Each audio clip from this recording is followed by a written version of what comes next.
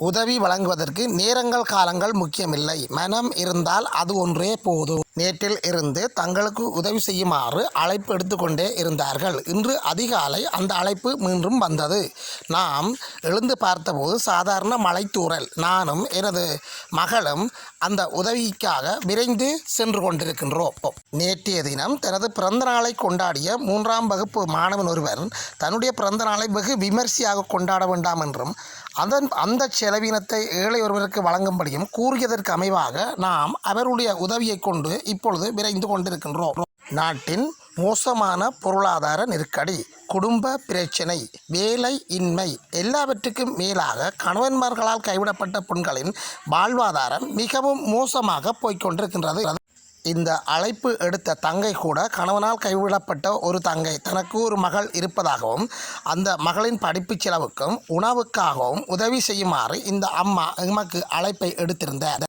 மிகவும் நெருக்கடியான இந்த காலகட்டத்தில் ஏழைகளுக்கு உதவ வேண்டும் என்கின்ற அந்த உன்னத சேவைக்காக எமது குடும்பம் இப்பொழுது அதற்கான ஆயத்தங்களில் ஈடுபட்டு கொண்டிருக்கின்றது. ஆகவே தயவுசெய்து பெற்றோர்களே, உங்கள் பிள்ளைகளின் பிறந்த நாளை முன்னிட்டு ஏழைகளுக்கு உதவி செய்யுங்கள். இது அவர்களுக்கு சிறு வயதில் இருந்தே மற்றவர்களுக்கு உதவி செய்யும் ஒரு மனப்பாங்கை உருவாக்கும். தனியே படிப்பு என்று நெருக்கு வாரங்களை எமது சிறு பிள்ளைகளுக்கு ஏற்படுத்தாமல் சமூக நீரோட்டத்திலும் மற்றவர்களை மதிக்கும் அந்த உயரிய பண்புகளையும் அவர்களுக்கு நாங்கள் கற்பிக்க வேண்டும்.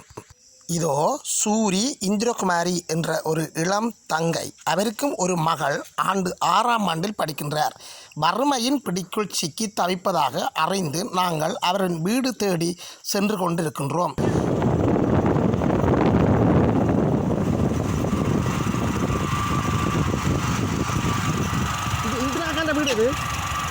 இந்திராகாந்த வீடு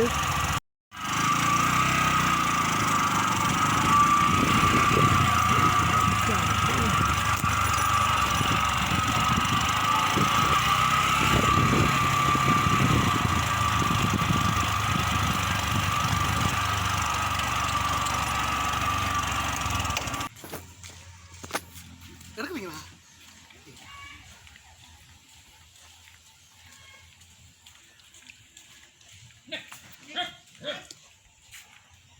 கிடைக்குமா?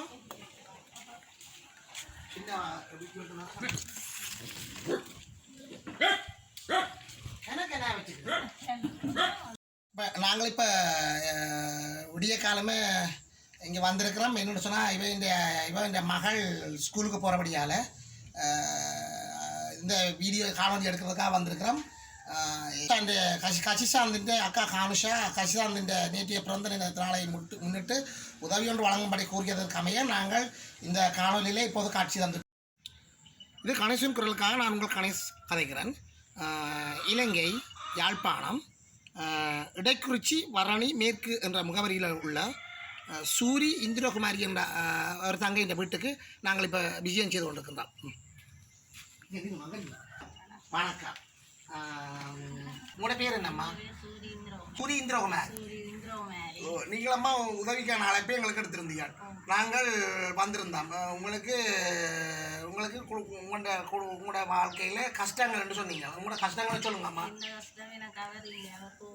அவர் கதைக்கிறீங்கள கோவம், எந்த பிள்ளைய படிப்பிக்கிறது, எந்த உதவியும் இல்லை. அந்த உதவியை நான் கேட்குறேன். உங்களை நீங்கள் எத்திரியாம திருமணம் ஆகினீங்க? எத்தனை வருஷம்? அப்போ உங்களுக்கு உங்களுக்கு இந்த மகள் கிடைச்சவா? பிறகு அவர் இன்னும் எங்கே போனவர்? போய் இப்போ எத்தனை வருஷம்? 10 வருஷம். அப்போ உங்களுக்கு போய்க்கு எந்த நாட்டுக்கு போயிருக்கிறார்? இத்தாலி. உங்களோட அப்போ உங்களுக்கு ஆரம்பத்தில் உதவி செய்து வரும்.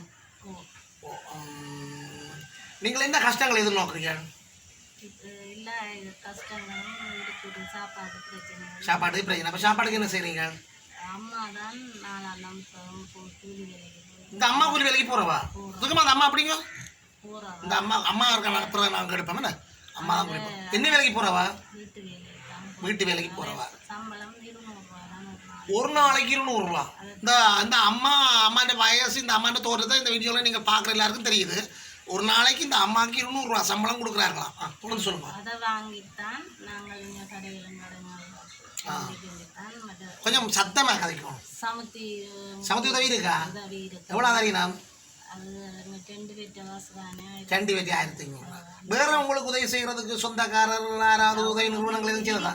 இருக்கணும், எல்லாரும் இருக்கணும். செய்கிறீங்களே. இவ எத்தனை படிக்கிறா? இப்போ இப்போ 5ஆம் ஆண்டு. தரம் 5ஆம் ஆண்டு படிக்கிறா. துளசி பள்ளி எழுதிக்கிட்டா. தங்கச்சியோட குட்டியோட பேர் என்ன? உங்களுக்கு என்ன குட்டிக்கு ஆசையாக கிடக்கு? உங்களுக்கு என்னதுக்கு விருப்பம்? படிக்கணும்னு விருப்பம். படிக்கிறதுக்கு உங்களுக்கு சாப்பாடு ஆறுதாரா? அம்மம்மா.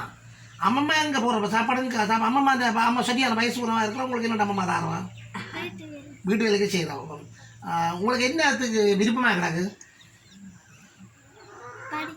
படிக்கணும் விருப்பம். படிக்கிறதுக்கு உங்களுக்கு என்ன செய்யணும்? என்ன உதவி?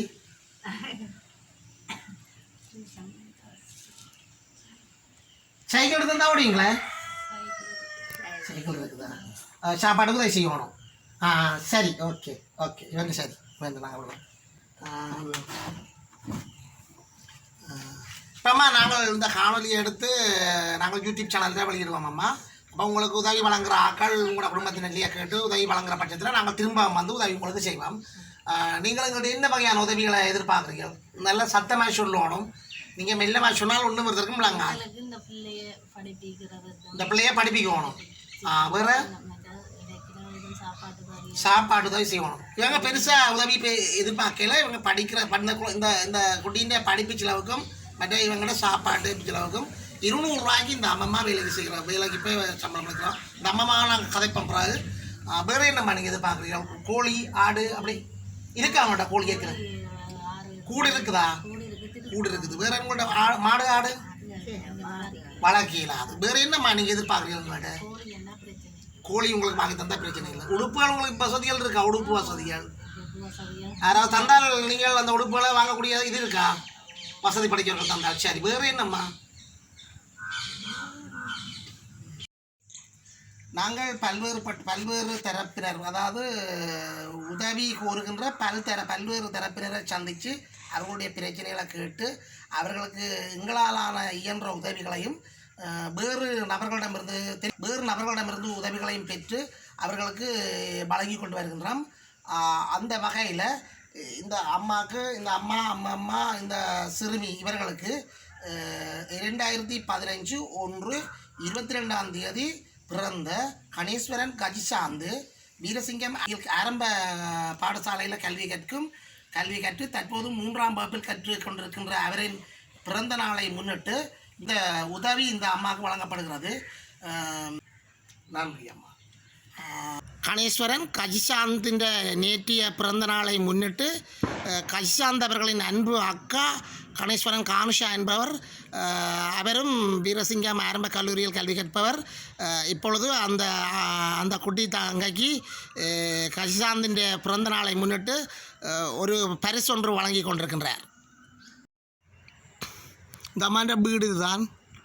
இந்த அம்மாவுக்கு வீடு உதவி செய்ய விரும்பினால் நாங்கள் உதவி செய்யலாம். ஆனால் கோழி கோழி வளர்ப்பை தாங்கள் மேற்கொள்வோம் என்று சொல்லியும் உணவுக்கு தாங்கள் மிகவும் கஷ்டப்படுவதாகவும் அந்த நாளாந்த உணவுக்கு கஷ்டப்படுவதாகவும் அந்த உணவுக்கான தேவைகளை பூர்த்தி செய்யுமாறும் எங்களிடம் ஒரு கோரிக்கையை முன்வைத்தார்.